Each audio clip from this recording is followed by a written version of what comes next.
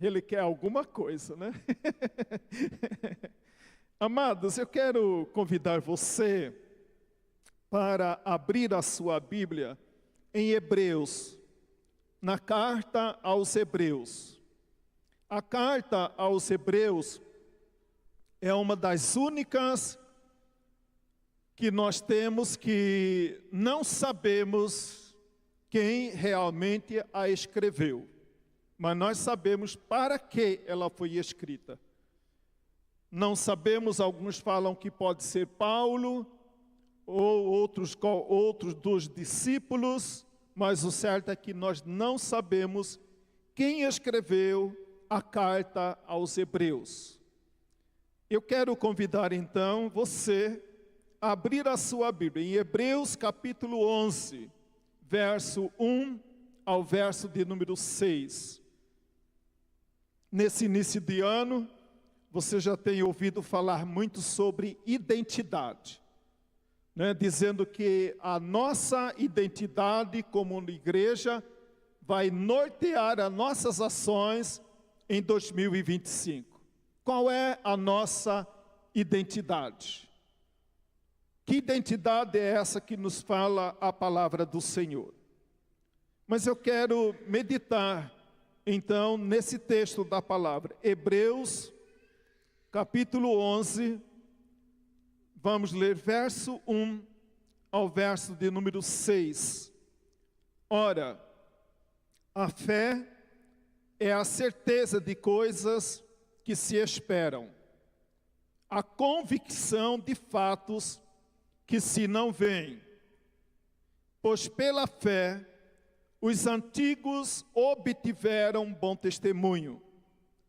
Pela fé entendemos que foi o universo formado pela palavra de Deus, de maneira que o visível veio a existir das coisas que não aparecem.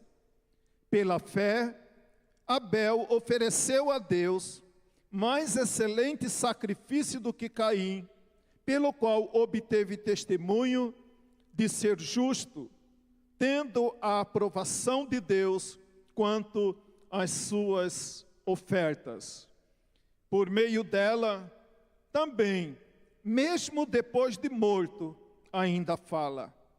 Pela fé, Enoque foi trasladado para não ver a morte. Não foi achado, porque Deus o trasladara, pois antes da sua trasladação, obteve testemunho de haver agradado a Deus. De fato, sem fé é impossível agradar a Deus, porquanto é necessário que aquele que se aproxima de Deus creia que Ele existe e que se torna galardoador daqueles que o buscam. Amém? Eu quero pensar com a igreja hoje à noite sobre essa afirmação que aparece aí no verso de número 6, quando ele diz: sem fé é impossível agradar a Deus. Sem fé é impossível agradar a Deus. E a Bíblia diz que por causa da fé, não foi porque eles tinham uma Bíblia, não foi porque eles tinham uma igreja como nós temos hoje. Eles não tinham basicamente nada, mas eles tinham algo que é imprescindível, fundamental, que é a fé no Deus com quem eles relacionavam. E aí a palavra de Deus diz que sem fé é impossível agradar a Deus. No início do ano nós temos muitas metas para o ano que se inicia. É o ano que nós fazemos os nossos votos. É o ano que a gente entra pensando: daqui a alguns dias não estarei mais aqui, estarei em algum lugar. Daqui a um dia não estarei mais aqui, estarei fazendo alguma coisa. Mas a Bíblia diz: sem fé é impossível agradar a Deus. E é interessante que no verso 6, ele termina dizendo: de fato, sem fé é impossível agradar a Deus, porquanto é necessário, não é escolha, faz parte do propósito, faz parte do que Deus tem determinado. Ele diz, né? É necessário que aquele que se aproxima de Deus creia primeiro que Ele existe e também que se torna galardoador daqueles que o buscam. Galardoador é recompensador. Ele recompensa aqueles que o buscam. Mas como buscar? Em quem eu não confio. Por isso a palavra de Deus diz, sem fé é impossível agradar a Deus. Nós falamos sobre identidade também. Esse ano nós vamos falar muito sobre identidade. Nós vamos ler na palavra de Deus. Você vai entender no decorrer da nossa explicação. Hebreus, quem era esse povo chamado hebreu? Hebreu, de acordo com Gênesis, capítulo de número 5, verso de número 32, é o antigo povo semita que vivia nômade pelo deserto. Como tantos outros povos que viviam em Canaã, naquela região, naquele mundo antigo, então existia esse grupo chamado hebreu. Por que esse povo recebeu o nome de hebreu? Por causa de Abraão. Até a divisão do reino de Israel, conforme Crônicas, 2 Crônicas, capítulo 10 e capítulo 11, esse povo são também chamados de israelitas. Por que eles são chamados de israelitas? Por causa de Jacó. Gênesis 32, verso de número 28. Jacó luta com o anjo do Senhor. E o anjo do Senhor, então, naquela luta, no vale de Jaboque, diz para Jacó, que a partir de então ele não chamaria mais Jacó, mas que ele seria chamado de Israel. Hebreus, por causa de Abraão, como eu disse também, conforme Gênesis 14, 13. Após a divisão do reino, como eu falei em 2 Crônicas, capítulo 10 e capítulo 11, o norte permanece sendo chamado de Israel. O sul recebe o nome de Judá. Por que o sul recebe o nome de Judá? Por causa de Judá, um dos filhos de Jacó, de acordo com Gênesis 35, verso de número 23. Objetivo da carta: fortalecer a fé do povo de Deus, que estava disperso pelo mundo antigo por causa da perseguição do Império Romano. Por causa disso, muitos estavam propensos a abandonar a sua fé. Algumas pessoas tiveram seus bens, suas casas confiscadas e foram espalhados pelo mundo, vivendo em terra estranha. Mas muitas vezes, amado, o povo da aliança, como nós estudamos o Velho Testamento, você vai perceber, em vários momentos da história do povo de Deus, eles são chamados para viver nômade, para viver errantes pelo deserto.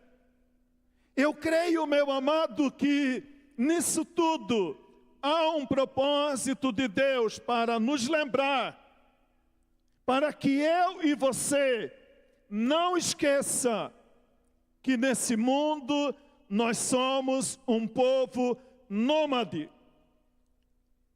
A nossa residência, a nossa estadia final não está resumida a este mundo. Então, tudo que nós pensamos em fazer, devemos fazer, tudo que devemos construir, mas não podemos perder de vista a eternidade. Não podemos perder de vista que essa terra não é a nossa terra. Que esse lugar não é o nosso lugar. E eu creio que por causa disso, o povo de Deus, o povo da aliança, em vários momentos da história, são chamados por Deus para viver nômade, para viver como peregrino, porque senão a gente agarra, senão a gente acomoda, senão a gente perde a noção do real destino que Deus tem preparado para cada um de nós. Esses homens, como eu tentei mostrar para os amados nessa noite, eles construíram uma identidade com Deus. E por isso a Bíblia diz que eles alcançaram bom testemunho. Eles não alcançaram bom testemunho sem antes passarem por tudo que nós vamos olhar na palavra, que muitos deles passaram. Nós vamos olhar na palavra que Jacó, ele tem o seu nome destacado. Abraão, Isaque, Judá e tantos outros homens e mulheres de Deus construíram uma história de relacionamento com Deus. Construíram uma vida de fé no Senhor. E eles alcançaram bom testemunho. Não é algo que veio antes, mas é algo que veio depois. Depois de serem provados. Depois de passarem por tudo que eles passaram. Então eles alcançaram bom testemunho. Eles alcançaram a recompensa. Eles alcançaram o descanso eterno. Eles alcançaram a recompensa que vem do Senhor. Eu creio, meu amado, que para que nós realmente procuremos viver uma vida que agrada a Deus. Mas a Bíblia está dizendo que sem fé é impossível agradar a Deus. Muitas coisas são importantes na nossa vida, na nossa caminhada com Deus. Mas o fundamental é a fé. As residências antigas, elas tinham o seu esteio. Né? Hoje nós não sabemos o que é um esteio, mas nós podemos imaginarmos o alicerce de uma casa. O alicerce de uma casa, a firmeza de uma casa, não está na parede, não está no telhado. A parede, o telhado fazem parte. O piso, aqui o chão que pisamos faz parte. Mas nada disso seria suficiente para manter essa casa em pé, se não houvesse um alicerce. O alicerce que mantém a minha vida em pé, firme com Deus, crendo, confiando, caminhando com confiança no Senhor. Não importa qual é o seu projeto, não importa qual é o seu ideal para o ano de 2025. O alicerce que sustenta os seus sonhos, o alicerce que sustenta a sua vida, o alicerce que anima você a não desanimar, a continuar acreditando, é a sua fé no Senhor. Sem fé é impossível agradar a Deus. Sem fé é impossível alcançar coisa grande. Sem fé é impossível você permanecer firme na presença do Senhor. E por isso a Bíblia diz: sem fé é impossível agradar a Deus. Você pode ter o que você possa alcançar na vida. Eu posso desejar e alcançar muitas coisas na vida, mas eu não posso esquecer: se eu quero permanecer firme na presença do Senhor, é a minha fé que me sustenta de pé. É a minha fé que me anima. É a minha fé que nos fará caminhar de vitória em vitória, de luta em luta, de dificuldade em dificuldade, nesse ano que se inicia. A primeira coisa, amado, que eu posso ver aqui também, no capítulo 11 do livro de Hebreus, que todos nós precisamos construir uma vida com Deus. Esse é o relato, se fôssemos fazer um resumo do capítulo 11 de Hebreus. Um resumo de homens e mulheres que construíram uma história com Deus, que construíram uma caminhada com Deus. E uma caminhada não se resume em um dia, em uma semana, em um mês. A caminhada é para a vida inteira. Esses homens caminharam com Deus. Essas mulheres caminharam com Deus. E a Bíblia diz que muitos deles não viram em vida o fruto do seu trabalho. Mas mesmo assim, eles não desanimaram. Mesmo assim, eles permaneceram fiéis ao Senhor. Veja bem, amado, a Bíblia diz, verso 1 e o verso 2. O verso de número 1 de Hebreus, talvez você pergunte o que é fé. Aí, verso de número 1, a fé é uma definição, podemos dizer, se você precisa de uma definição sobre o que é fé.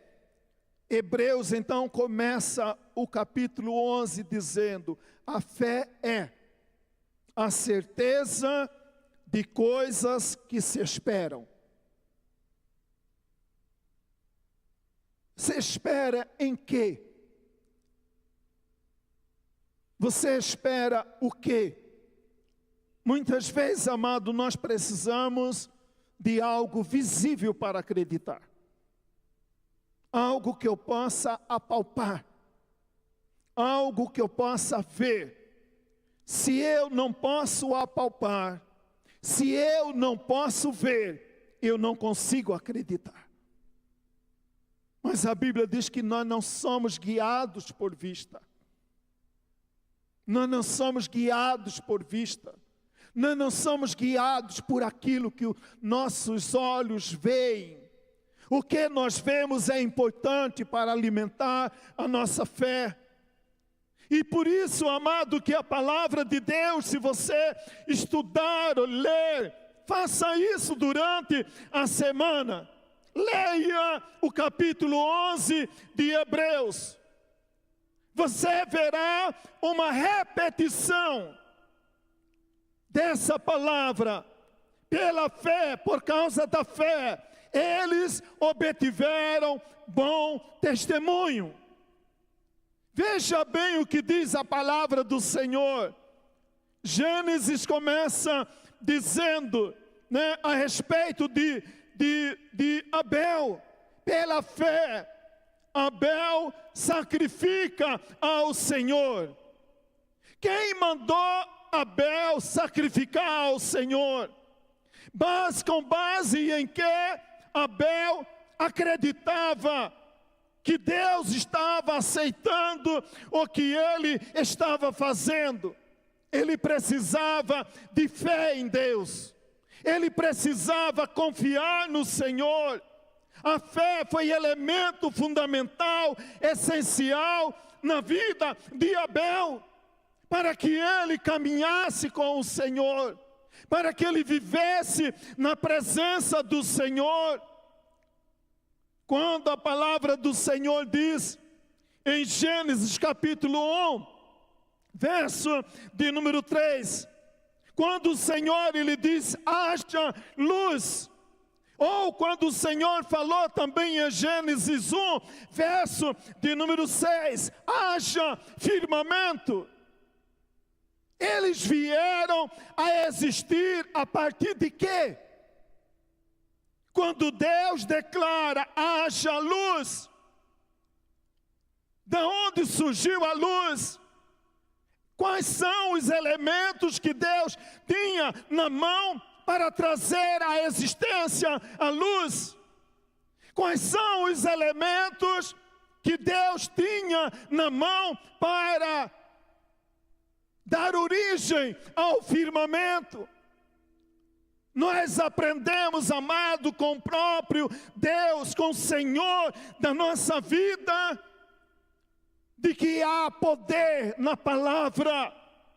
Quando nós declaramos, o que você tem declarado? O que você tem declarado a respeito da sua própria vida? O que você tem declarado a respeito de você mesmo? Muitas vezes, amado, o que as pessoas declaram sobre a nossa vida vem como uma flecha poderosa que entra na nossa mente, entra no nosso coração, e de repente essas palavras passam a ser verdade na nossa vida. E a gente começa a acreditar nas palavras que são lançadas sobre nós. E você começa a guiar a sua vida por causa da palavra que foi lançada sobre você. Quem sabe pelo seu pai, quem sabe pela sua mãe.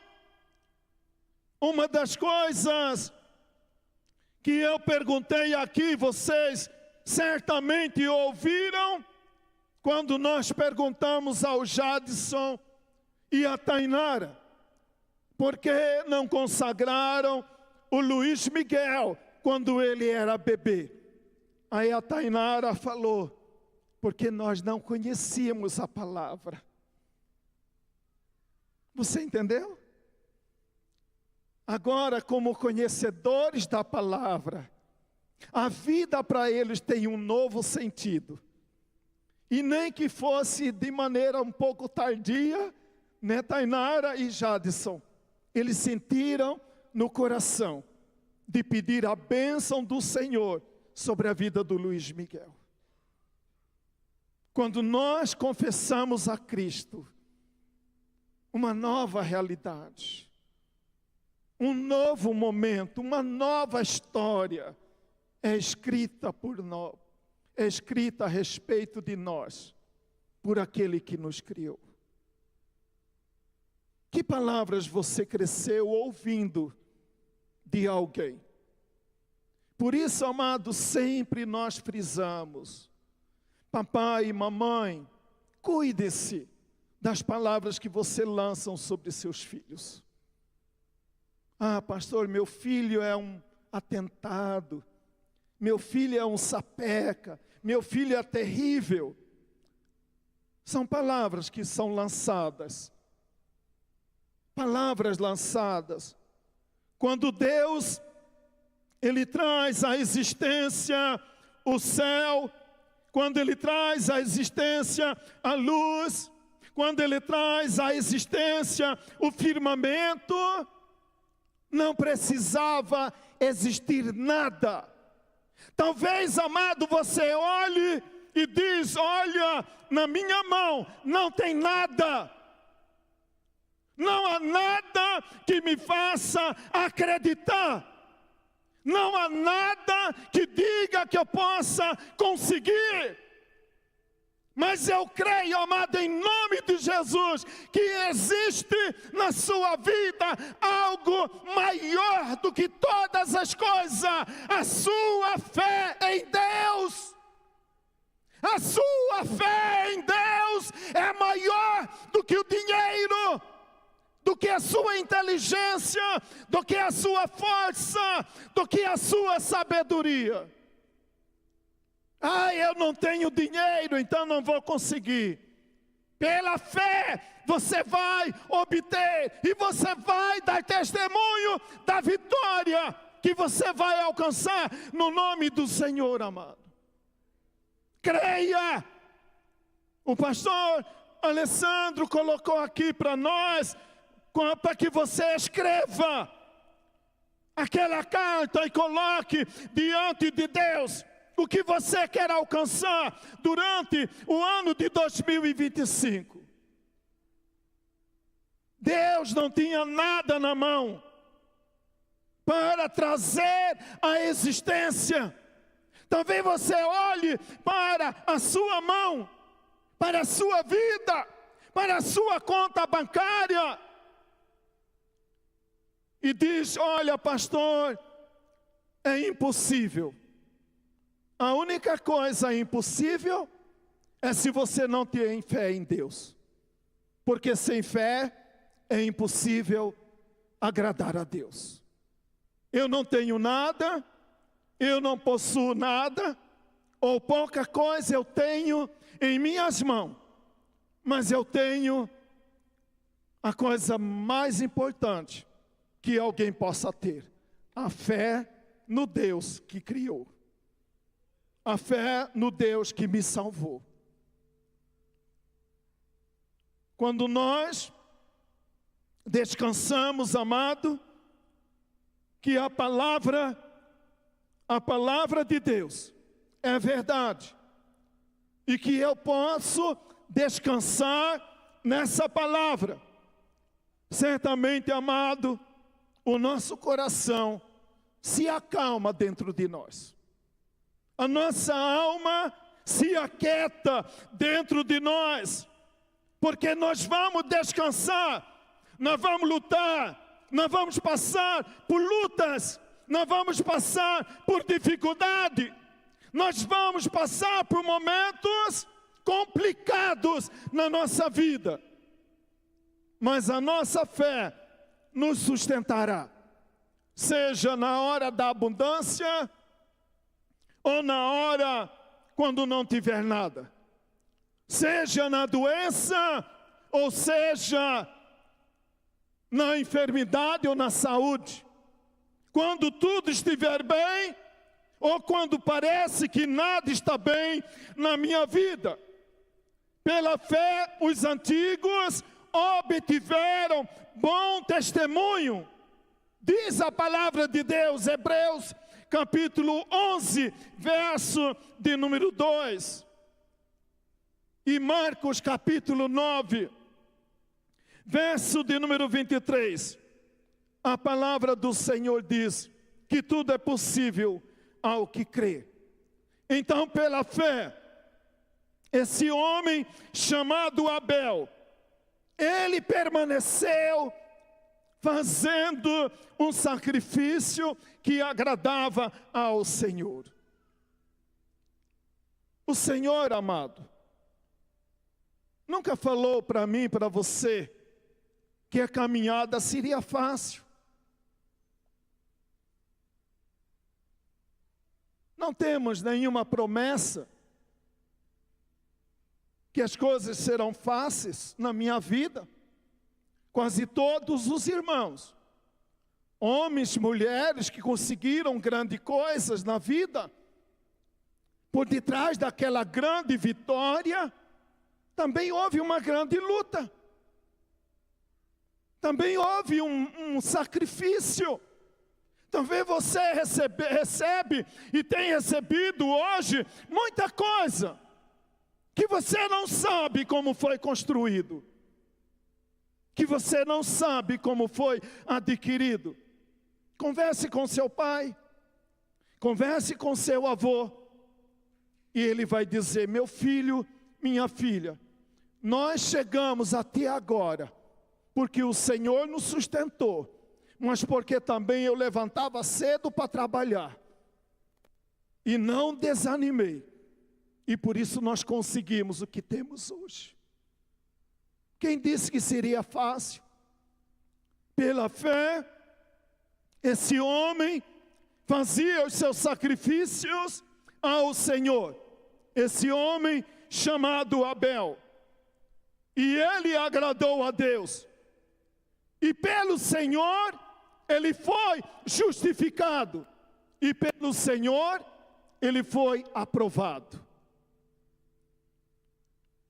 Aí a Bíblia fala de Enoque, verso 5. Aí você vai lá em Gênesis 5 também. Eu falei verso 5 aqui de Hebreus. E você vai em Gênesis 5, 24. A Bíblia diz que esse homem, também chamado Enoque, ele agradou ao Senhor, ele foi justificado pelo Senhor, ele foi aprovado pelo Senhor, mas o grande segredo de Enoque está em Gênesis 5, 24. Diz assim: Enoque andou com Deus. Enoque andou com Deus. Eu creio que quando Enoque, vamos imaginar, estava lá na sua roça, carpinando o seu mandiocal, estava andando com o Senhor.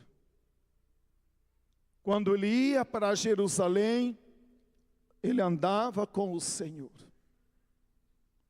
Quando Enoque talvez ia para a escola, Enoque andava com Deus. E por isso Enoque alcançou o que ele alcançou. Com quem você tem andado? Tome a decisão em 2025. Eu vou andar com Deus. Eu vou andar na presença do Senhor. Mas não adianta também, meu amado, minha amada, domingo você andar com Deus, mas só que no sábado você estava andando na onde você estava ontem, na onde você vai estar amanhã. Porque tem gente que é assim, no domingo anda com Deus, mas no sábado anda na danceteria, de boteco, de balada do mundo. Assim você não vai longe, meu amado. Assim você não vai longe, minha amada. Enoque andou com Deus. E esse andar com Deus agradou tanto ao Senhor, que ele foi um dos únicos, como o profeta Elias, a não provar a morte.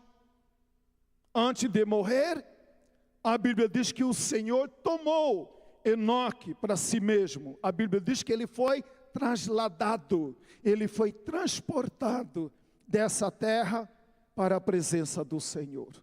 De tanto que esse homem agradou o coração de Deus. Uma outra coisa que também nós não podemos esquecer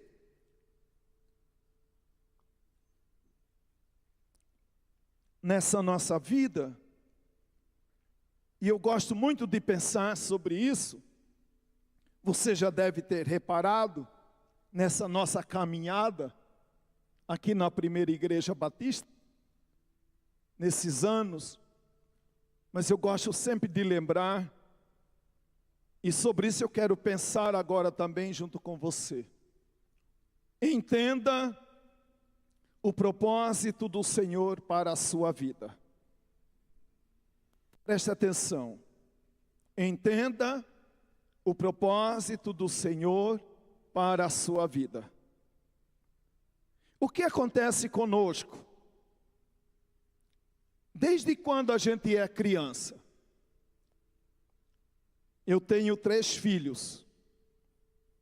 Então, para evitar o ciúme entre os filhos, o que nós fazíamos? O presente que dá para um, dava também para o outro. Se não podia dar para os três, não dava para nenhum. Já contei aqui a história do chocolate, né? Envolvendo até a minha amada Dazinha.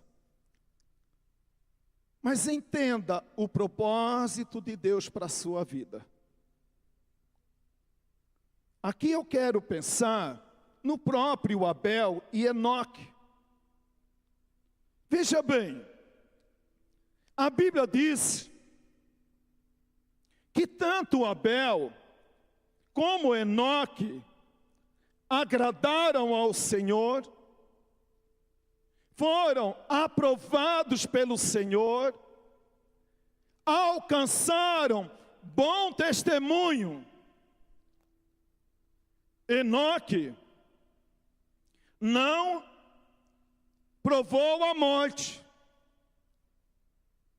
Eu creio que quando Deus estava vendo ali chegar os últimos dias de Enoque, a Bíblia diz que Deus tomou para si Enoque, para que ele não experimentasse a dor da morte.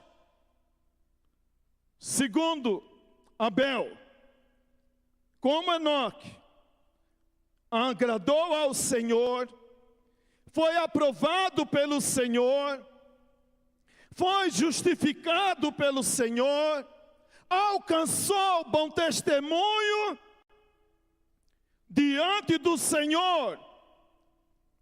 E se Enoque não experimentou a morte, Deus o livrou da morte, da dor da morte.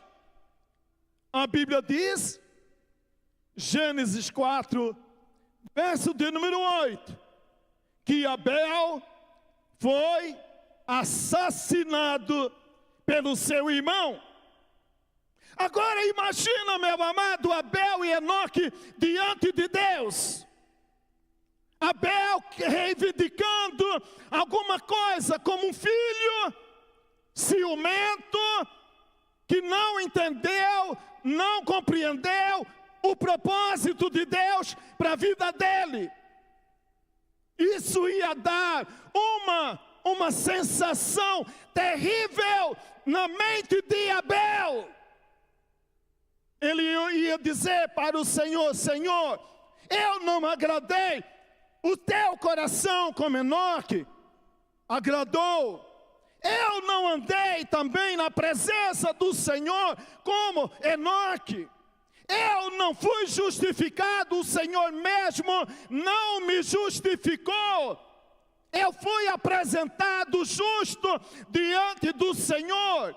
Deus ia dizer para Abel: sim, meu filho, você foi justificado, eu não esqueci. Aí ele poderia dizer: então por quê? Enoque, o que existe de melhor, o que existiu de melhor na vida de Enoque, para que ele não experimentasse a morte, e eu fui assassinado pelo meu irmão? Muitos amados hoje estão pregando uma palavra que não é verdade.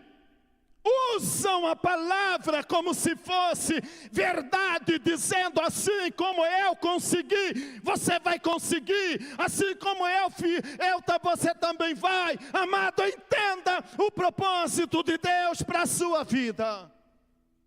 Porque senão há momentos que a crise vai chegar e você não vai conseguir entender. Esses dois homens andaram, agradaram ao Senhor, foram aprovados pelo Senhor. Um é levado ao céu, não experimenta a morte. O outro, o seu irmão o assassina. Qual é a diferença de Enoque para Abel? A diferença de Enoque para Abel é que ambos entenderam o propósito de Deus para a sua vida. Senão, amada, muitas vezes, há muita pessoa que muitas vezes entra numa crise, porque eu fiz campanha igual a irmã fulana, eu orei até mais do que a irmã cicrana, eu fui dizimista até mais do que a irmã fulana, eu fui mais crente do que a irmã cicrana, e ele está lá no bem bom, e eu aqui do jeito que estou vivendo. Eu gosto muito, amado, olhe para a palavra do Senhor, continuemos olhando para a palavra do Senhor. Hebreus 11, 33, a partir do 33. Vai lá, abre aí a Bíblia. Se alguém, irmão, os irmãos conseguir colocar o texto, aí dá uma pausa para me beber água. Hebreus 11, 33, a partir do 33, veja bem, achou? Olha lá, se não achou, né? Obrigado, porque eles acharam. Aí veja bem, vamos ler junto aqui, tá bom? Os quais, por meio da fé, subjugaram reinos, praticaram a justiça, obtiveram promessas, fecharam a boca de leões, continua, extinguiram a violência do fogo, escaparam ao fio da espada, da fraqueza tiraram força, fizeram-se poderosos em guerra, puseram em fuga exércitos estrangeiros. Preste atenção agora no verso 35. Encerra uma cena e começa uma outra cena. Verso de número 35. Preste atenção aí. Mulheres, continuando lá o 33, né? 34, 35a. Mulheres receberam pela ressurreição os seus mortos. Ponto. Essa é a parte agradável do filme.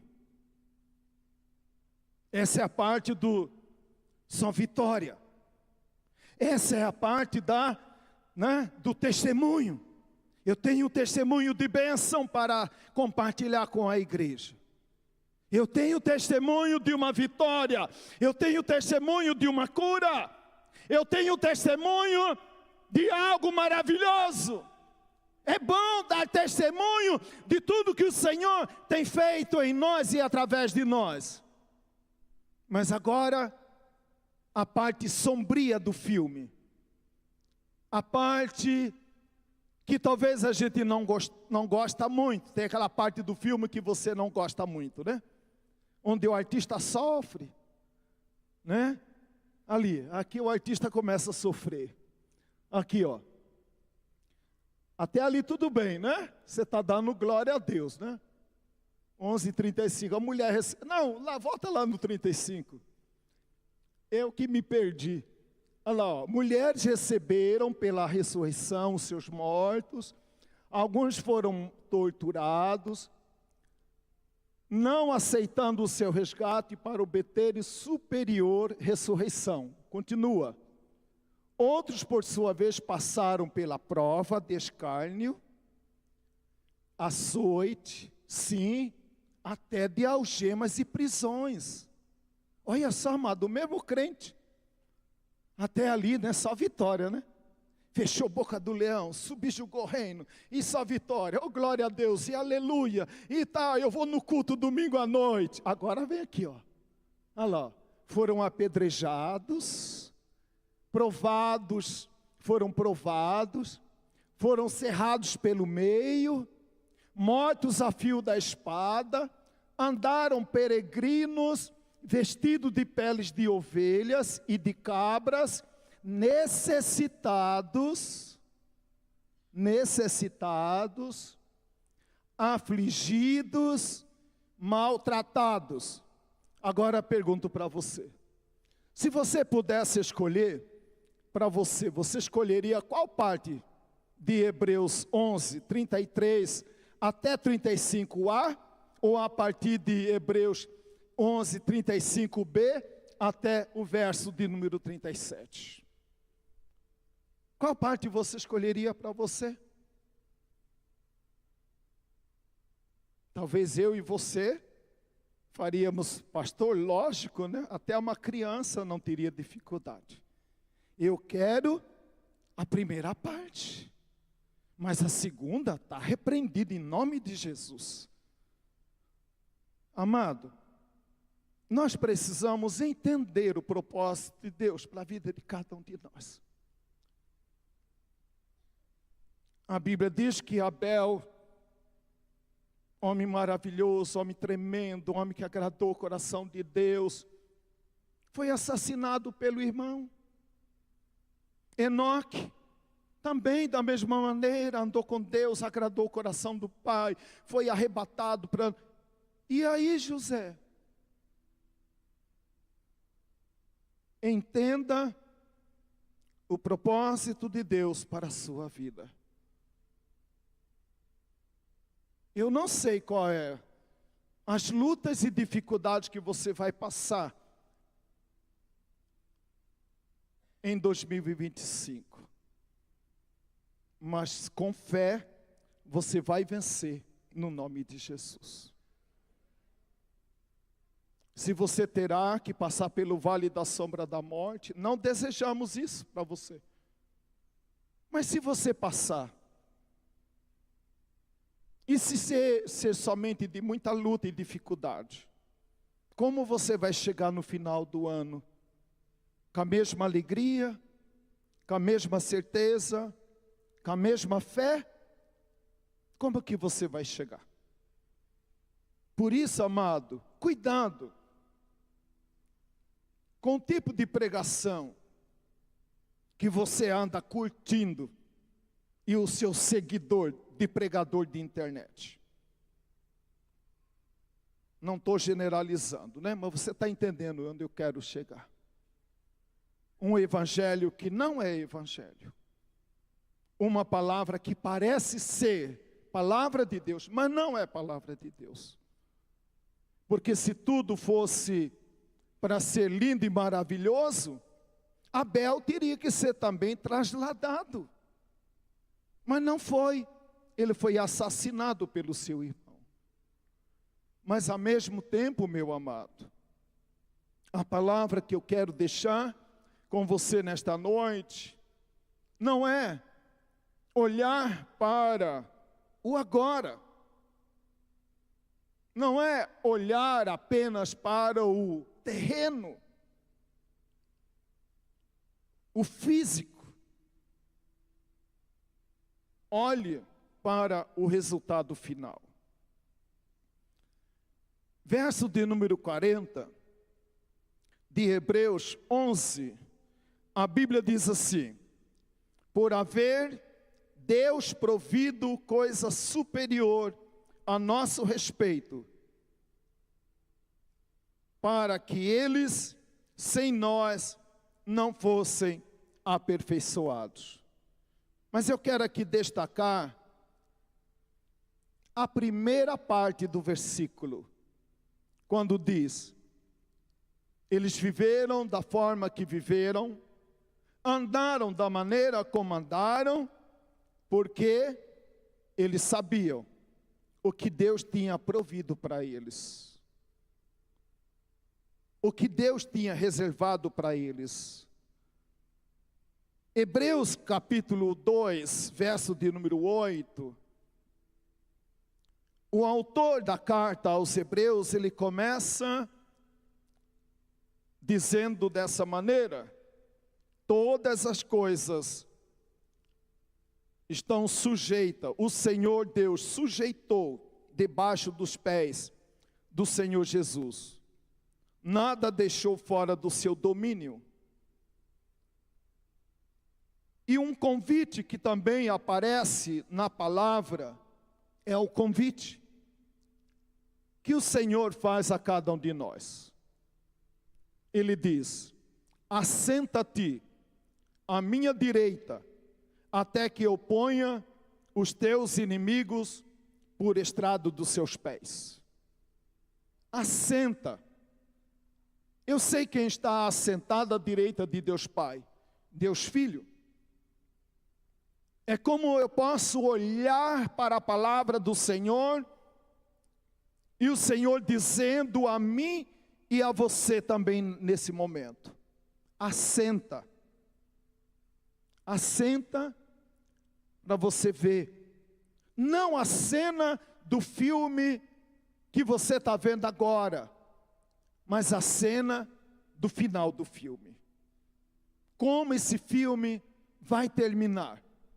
Ele diz que tudo está sujeito aos seus pés, nada está fora do seu domínio, e ele nos convida para assentar e aguardar, e ver, e pela fé enxergar o que ele já tem provido para mim e para você. Não olhe o agora, não olhe esse momento. Hebreus 1:13. Hebreus 13, 14 e 15. A Bíblia diz: na verdade, não temos aqui cidade permanente, mas buscamos a que há de vir. Por meio de Jesus, oferecemos a Deus sempre sacrifício de louvor, que é fruto de lábios que confessam o seu nome. É um convite, amado, que a palavra de Deus está dizendo: assenta, acalma o teu coração, olhe para o que Deus já tem provido para você, olhe para o futuro, olhe para o eterno, olhe para aquilo que a palavra de Deus já tem escrita ao meu e ao seu respeito, sobre como o filme da minha vida e da sua vida vai terminar. Eu quero dizer, meu amado, se você já confessou a Jesus Cristo como Senhor e Salvador, Ele tem preparado a nova Jerusalém. A nova Jerusalém, a Canaã celestial, o reino eterno e inabalável, onde nada está fora do seu domínio, onde nada está fora do seu controle. E por isso a Bíblia diz que nós não buscamos uma cidade permanente aqui na terra. Nós buscamos e sabemos aonde está a nossa casa permanente. Onde está a minha casa permanente? Jesus disse: eu vou preparar-vos lugar, para que onde eu estou, esteja você também. Um dia, eu e você estaremos na nova casa, no novo lar que Jesus nos preparou. Não olhe para o agora. A sua dor é temporal. As suas dificuldades são temporais. As suas lutas são temporais. Mas a glória eterna que nos está preparado no novo céu e na nova terra está nos aguardando. E um dia Deus me chamará. Talvez vai chamar o irmão Dino primeiro, depois o irmão Dário, depois o Áureo, né? Eu talvez seja o 10º da lista, né? Não sei qual é a lista de chamada, né? Quem vai primeiro, né? Mas não importa. Se for o primeiro da lista, o segundo, o 10º, ou o 12º, que é o Lau, não importa, né? Onde está? Né? O que nos descansa o coração, amado, é de saber o que Deus já tem provido para mim e para você em Cristo Jesus. Acalma teu coração. Vamos terminar o culto adorando ao Senhor. Vem cá, Júnior e Késia e a família. Hoje estava vendo a família inteira aqui, né, na frente. Vem cá. Vamos. Antigamente a gente cantava esse louvor falando que era do Marquinhos, né? Agora aparece como novo contigo vou caminhar. Me ajuda a lembrar aí, irmão. Você fala, não sei o que o senhor quer falar, pastor. Os irmãos entenderam qual que vocês querem? Já entenderam, né? Fruto do relacionamento, né? Deus é bom, Deus é misericordioso. Eu quero terminar, amado, o que diz a palavra do Senhor. A Bíblia diz assim, me perdoe porque eu acho que é Hebreus 1, verso 20 e 21. Eu quero concluir a nossa palavra nesta noite. Nós vamos louvar ao Senhor e vamos orar terminando o culto. Eu quero terminar com essa bênção de Deus sobre a sua vida. O Deus da paz vos aperfeiçoe em todo o bem, para cumprirdes a sua vontade, operando em vós o que é agradável diante dele, porque Jesus Cristo, a quem seja dado a glória para todo sempre. Amém.